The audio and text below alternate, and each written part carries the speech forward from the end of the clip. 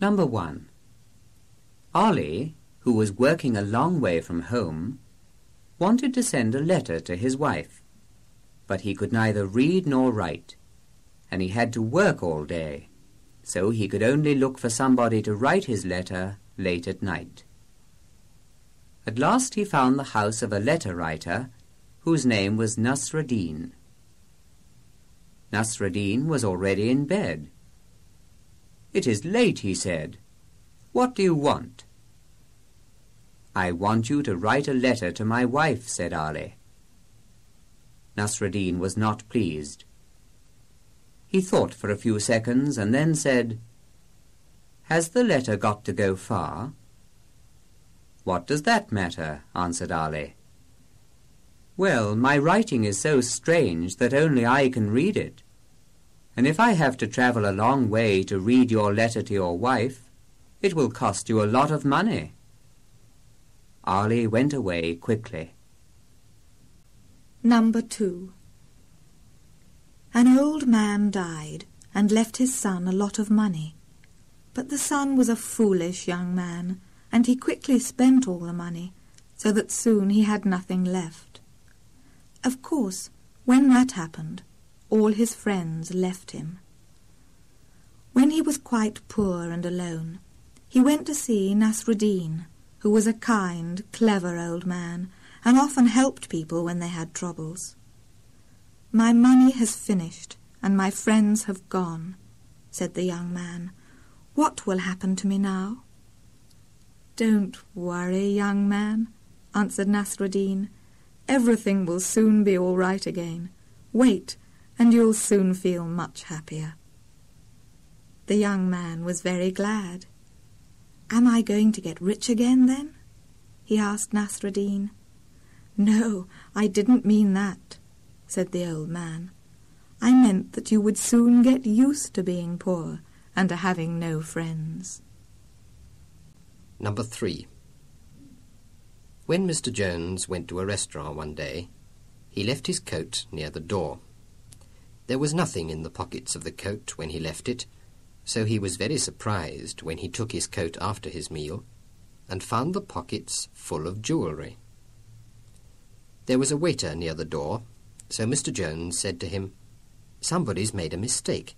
He's put some jewellery in my coat. Take it, and when he comes back, give it to him."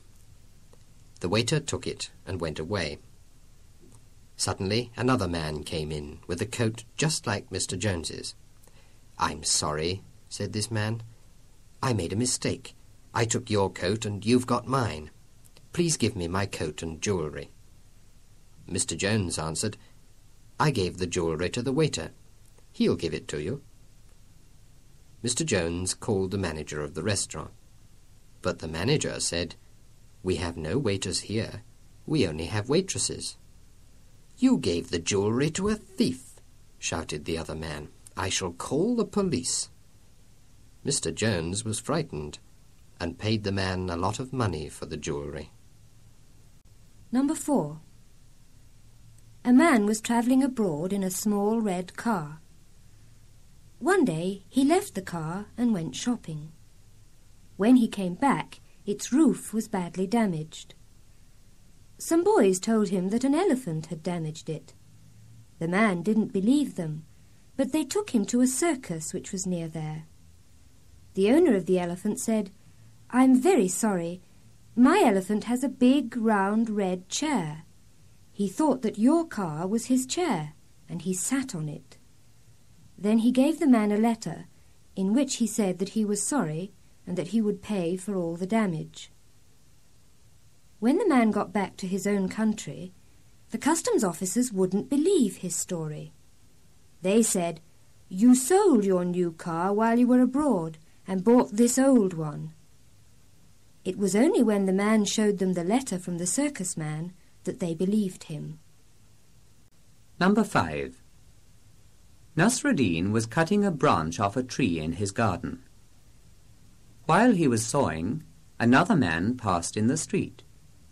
He stopped and said, "Excuse me, but if you continue to saw that branch like that, you will fall down with it." He said this because Nasruddin was sitting on the branch and cutting it at a place between himself and the trunk of the tree. Nasruddin said nothing. He thought, "This is some foolish person who has no work to do and goes about telling other people what to do and what not to do." The man continued on his way. Of course, after a few minutes, the branch fell, and Nasruddin fell with it. "My God!" he cried, "that man knows the future." And he ran after him to ask him how long he was going to live. But the man had gone. Number 6. It was 8:30 in the morning. The telephone bell rang, and Mary went to answer it. "Hello, who's that?" she asked. "It's me, Peter." Peter was a friend of Mary's 8-year-old brother, Johnny. "Oh, hello, Peter. What do you want?" said Mary. "Can I speak to Johnny?" "No," said Mary. "You can't speak to him now. He's busy. He's getting ready for school. He's eating his breakfast. Grandmother's combing his hair. Sister's under the table putting his shoes on. Mother's getting his books and putting them in his school bag. Goodbye. I've got to go now. I have to hold the door open. The school bus is coming."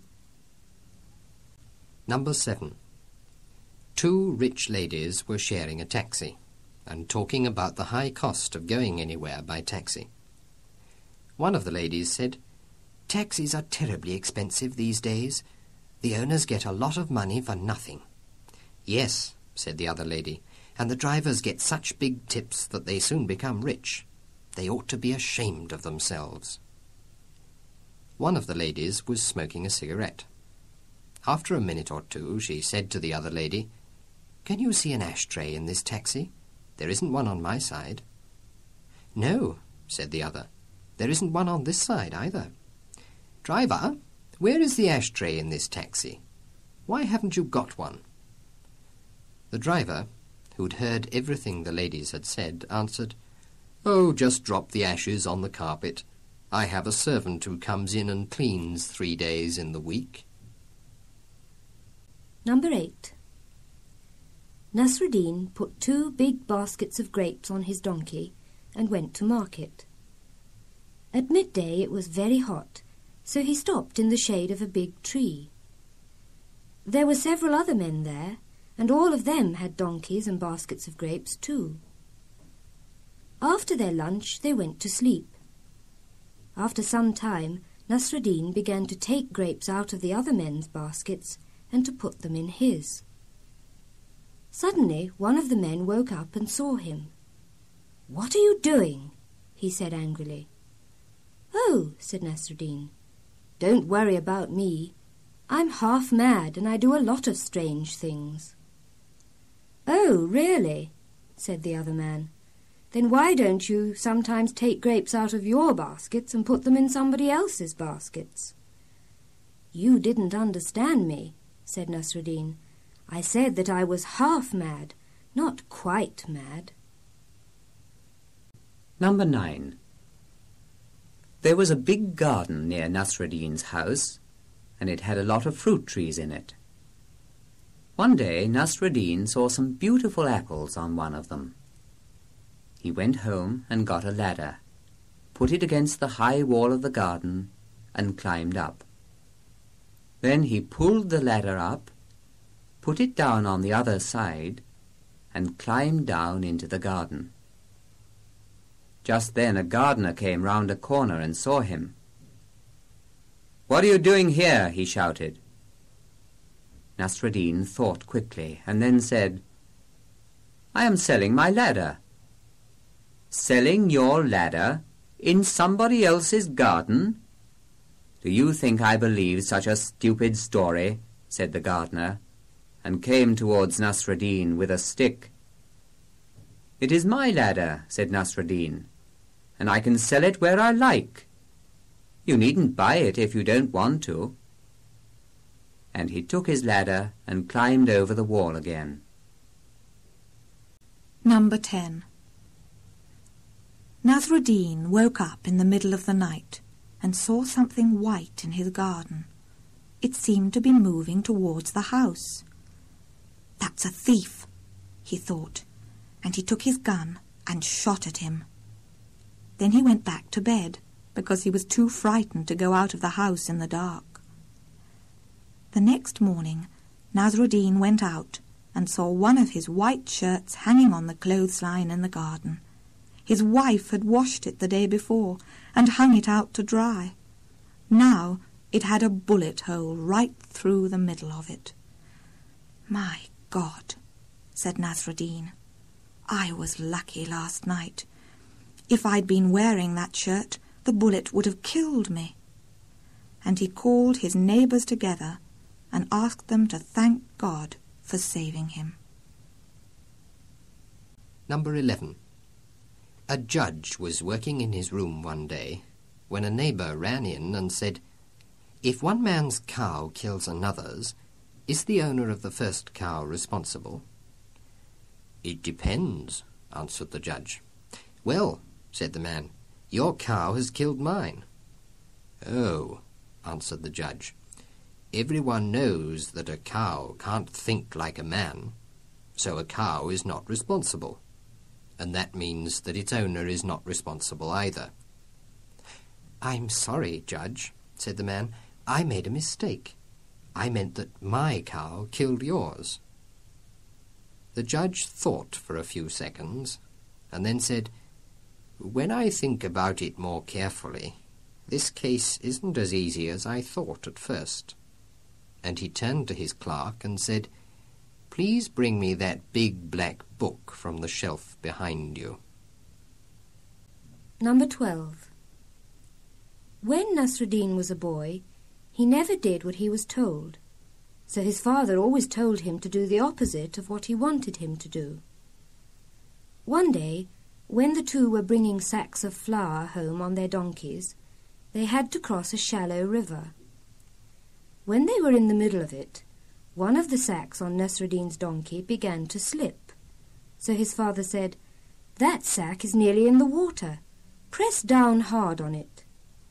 His father, of course, expected that he would do the opposite. But this time, Nasruddin did what his father had told him to do. He pressed down on the sack, and it went under the water. Of course, the flour was lost. "What have you done, Nasruddin?"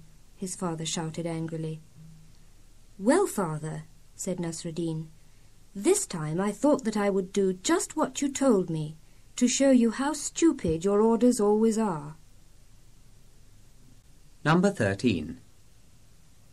Nasruddin had lost his donkey. He was going about looking for it everywhere, and while he was looking, he was singing gaily. One of his neighbours saw him and said, "Hello, Nasruddin. What are you doing?" "I'm looking for my donkey," answered Nasruddin. "Don't you know where it is?" asked the neighbour. "No, I don't." "Then why are you singing so gaily? Usually when somebody loses something, he is sad." "Yes, that is quite true," answered Nasruddin. "But you see, I'm not yet sure that my donkey is lost. My last hope is that it is behind that hill over there. If you wait a little, you will hear how I will cry and complain if it isn't there."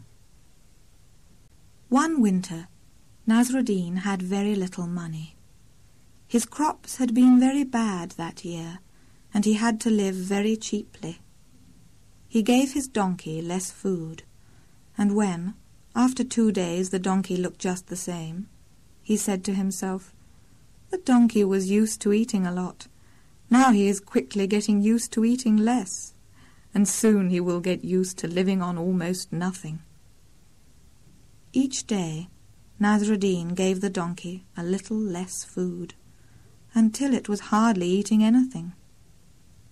Then one day, when the donkey was going to market with a load of wood on its back, it suddenly died. "How unlucky I am," said Nasruddin. "Just when my donkey had got used to eating hardly anything, it came to the end of its days in this world. Number 15. Nasruddin's wife was very ill, and at last she died. After a few months, Nasruddin married again. His new wife was a widow. Exactly 7 days after he married her, she had a baby.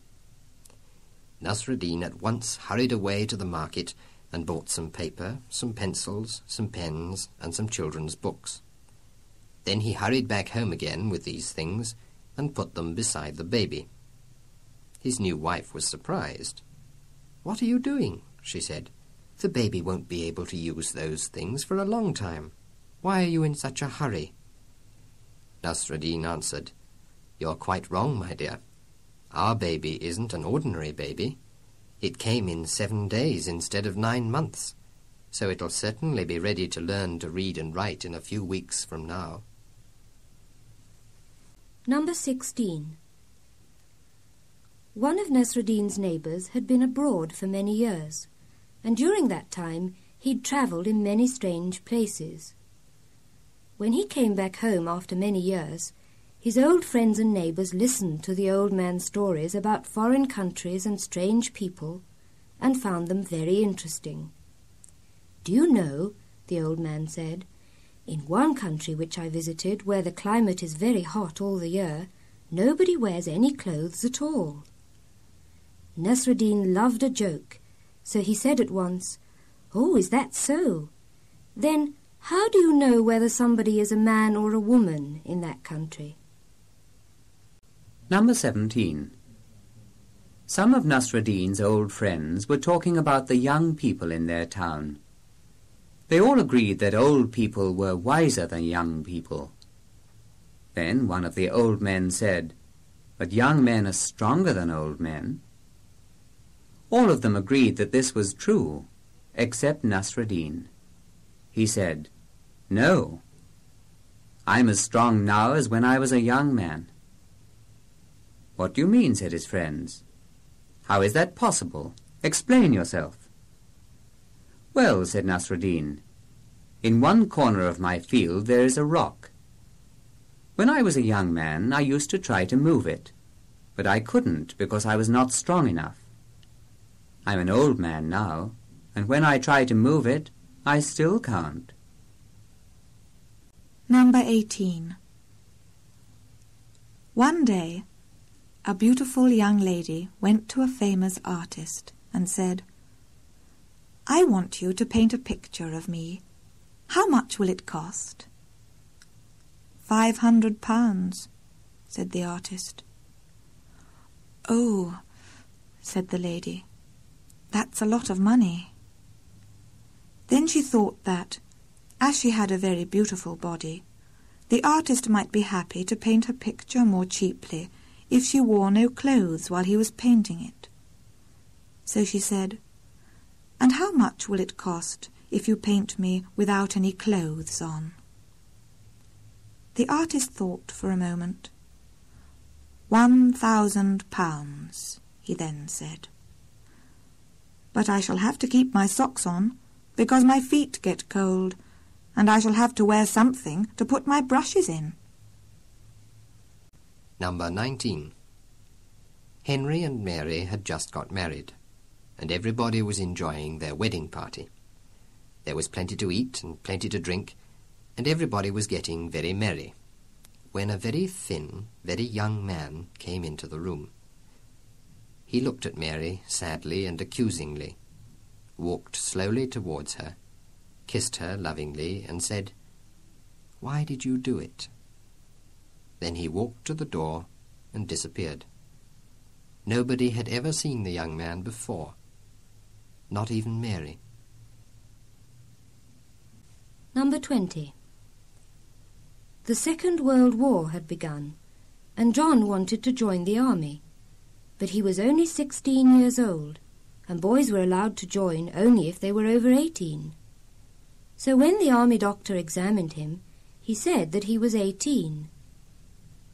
But John's brother had joined the army a few days before, and the same doctor had examined him too. This doctor remembered the older boy's family name, So when he saw John's papers, he was surprised. "How old are you?" he said. 18, sir," said John. "But your brother was 18 too," said the doctor. "Are you twins?" "Oh, no, sir," said John, and his face went red. "My brother's 5 months older than I am." Number 21. One day a big ship hit a smaller ship while they were both going from England to America. The smaller ship was badly damaged and had to be taken back to England, where a judge had to decide who was to blame for the accident. Several of the people who had seen the big ship hit the smaller one said that a few seconds before the accident, the big ship had sent a signal to the smaller one. The judge was puzzled by this, so he said, "Who sent this signal?" A young signalman came forward and said, "I did, sir." "Oh," said the judge, "and what signal did you send to the other ship?" The young signalman's face went red as he answered, "Good luck on your voyage." Number 22. Mr. Jones was very fond of climbing mountains. So one year he went to Switzerland for his holidays. After he had climbed some easy mountains, he decided one day to climb a more difficult one. But he didn't want to go up it alone, so he found a good Swiss guide who had often climbed that mountain. At first, it wasn't a difficult climb, but then they came to a place which was not so easy. The guide stopped, turned round, and warned Mr. Jones. "Be careful here," he said. "This is a dangerous place. You can easily fall, and if you do, you will fall straight down a very long way. But," he continued calmly, "if you do fall here, don't forget to look to the right while you are going down. There is a quite extraordinarily beautiful view there, much more beautiful than the one you can see from here." Number 23. A young father was visiting an older neighbour. They were standing in the older man's garden and talking about children. The young man said, "How strict should parents be with their children?"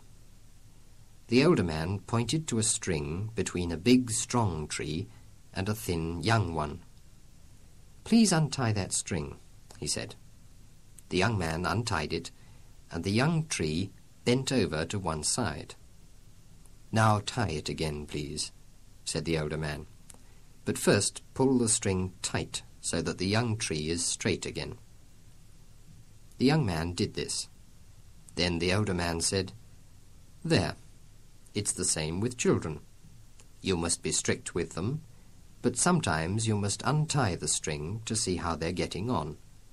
If they're not yet able to stand alone, you must tie the string tight again.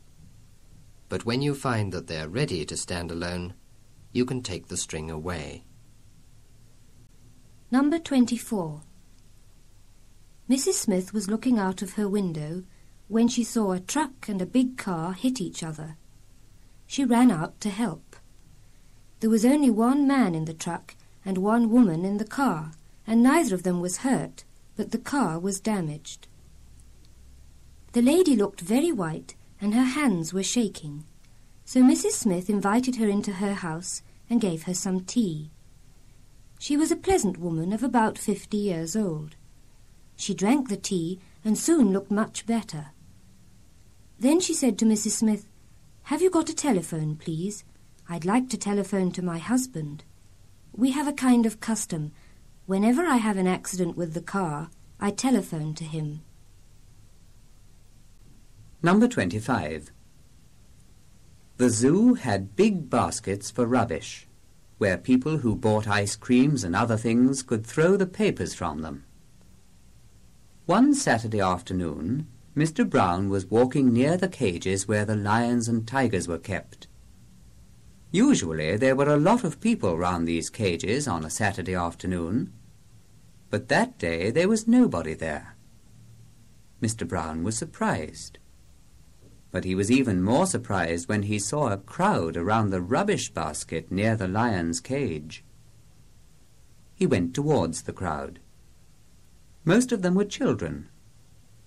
He looked over their heads and saw a little mouse, which was running about among the pieces of paper in the basket and looking for bits of food. It was only a few inches from the children, but it was not afraid, and the children were more interested in this small common mouse than in the lions and tigers. Number 26. One day, a lady saw a mouse running across her kitchen floor. She was very afraid of mice, so she ran out of the house, got in a bus, and went down to the shops. There, she bought a mouse trap. The shopkeeper said to her, "Put some cheese in it, and you'll soon catch that mouse." The lady went home with her mouse trap, but when she looked in her cupboard, she couldn't find any cheese in it. She didn't want to go back to the shops, because it was very late, so she cut a picture of some cheese out of a magazine and put that in the trap. Surprisingly, the picture of the cheese was quite successful. When the lady came down to the kitchen the next morning, there was a picture of a mouse in the trap, beside the picture of the cheese.